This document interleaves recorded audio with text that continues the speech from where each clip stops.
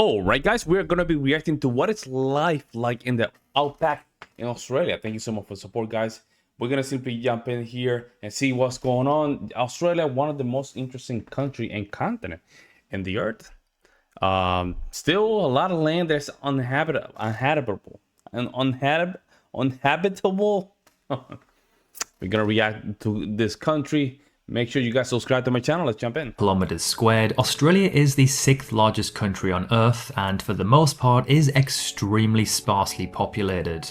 Looking at a map of its population density, we can only really see a handful of urban areas. Excluding Perth on its west coast, most of these are concentrated on its east coast, southeast specifically. The area known as the Outback is in particular one of the least populated places not only in the country but the entire planet. Although a rather vague term in terms of its actual location, the Outback is generally this region here. It's an almost lifeless, remote, vast region which covers around 70% of the entire And I get this, oh man, I should react to this. See, there's tornadoes in Australia. Country, or about like 5.5 million kilometers squared.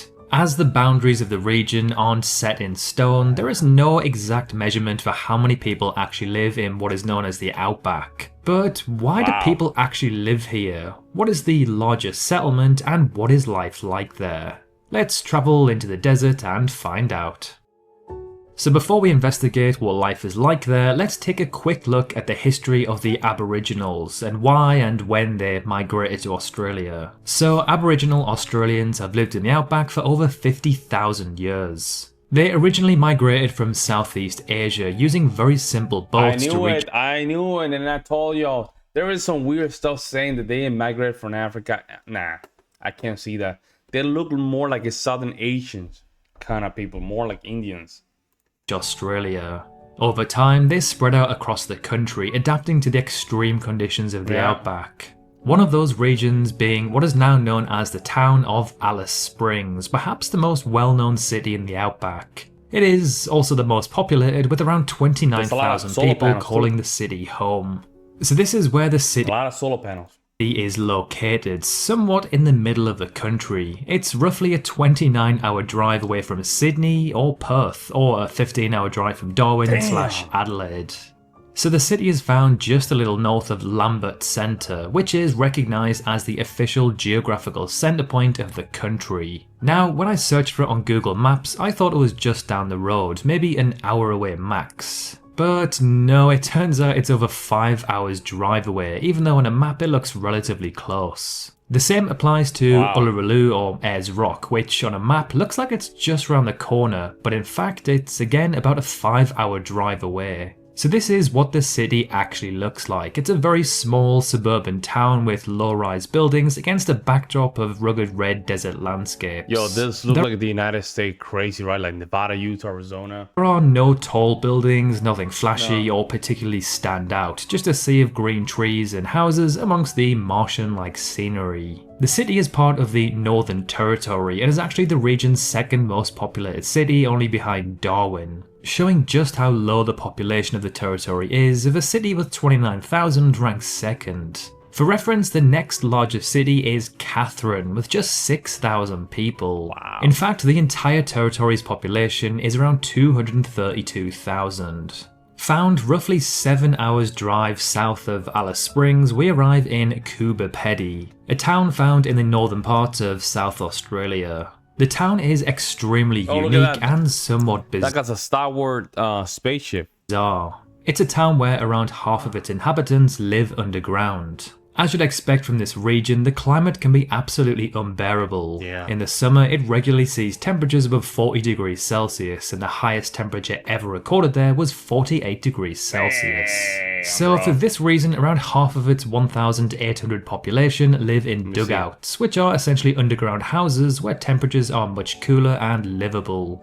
The town is primarily known for its opal mining, which is the field most of its residents work in. However, in recent years, it's gained traction due to its uniqueness, creating a small but— So 48 degrees Celsius is 118 0.4 Fahrenheit. That thing, you're cooking yourself at this point. Steady tourism industry. As well as homes, there is a church, hotel, restaurant, and museums found underground within the city. Now, when you think of the outback or deserts in general, you don't necessarily think of water or lakes for that matter. However, within the outback is where you'll find Australia's largest lake, Lake Eyre. During times of storms or heavy rainfall, the lake can cover an area of some 9,500 kilometers squared, a larger area than that of the country of Cyprus. But for most of the year the lake is dry due to the arid climate of the region. So why and how does this body of water exist in the first place? Well, this is due to the fact that the lake is part of what is known as a closed drainage basin. Basically, if there is water, it has nowhere else to go but this lake. The lake then collects this water, and then it eventually dries up in the heat of the summer. It's kind of crazy that the outback is so large that it touches almost every state in the country. It of course isn't in Tasmania, as that's an island state with a more temperate climate which is lush and green.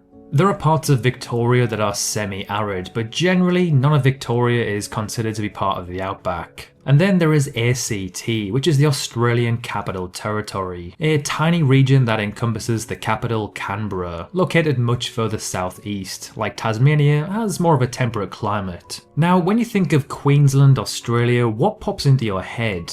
For me, I instantly think of tropical rainforests. However, that only covers around 10% of the state, and in fact really? about 80% is arid desert / the outback. Within this 80% we have Boulia, a town with a population of only around 300. This is what it looks like. The question is, how in the hell these people came here? That's the question. How did they manage to just get there? Wow. Again, similar to Alice Springs, it's a town full of detached low-rise buildings with not much going on and a red Martian-like background. There is one unique thing that goes on in this town, however, which is what it's nationally known for. So every year in the third week of July, it hosts Australia's national camel races. It's a 3-day event where people race on camels over a distance of 1,500 meters. The record of which is 2 minutes and 45 seconds, which is actually only 43 seconds faster than the human record. Found around 5 hours drive north of Alice Springs is Tennant Creek Airport, one of the country's smallest airports. Wow. Over the course of a year, maybe 10,000 people may use it. That's not somewhere bad. in the region of around That's 10,000 people. That's not bad. That's probably what we're talking about per day. We're talking about 10,000, probably 1,000.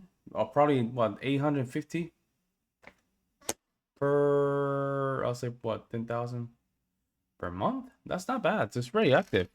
30 people per day. But who exactly is using an airport like this in the middle of absolute nowhere? Well, other than the residents of the nearby town of Tennants Creek, you may have the odd tourist, mine worker, or government official. Now, as small as this airport is in terms of passenger numbers, it's actually got nothing on Biduri Airport found in Queensland. This airport typically sees around 1 to 200 passengers per year, seeing only around 40 to 50 flights for the entire year. Again, the only people who may use the airport are the odd tourist, government officials, and the residents of the nearby town, Biduri, a town with a population of only around 150 people. The town itself is of course absolutely tiny, however the locality around the town covers an area of some 36,000 kilometers squared. That's larger than around 60 countries around the world. The town sits in the southwest of Queensland, not far from its border with South Australia and Northern Territory. It is found within the Simpson Desert, a region of Earth that pretty much looks like Mars. It's filled with rolling dunes of red sand and seemingly never-ending landscapes. To be around.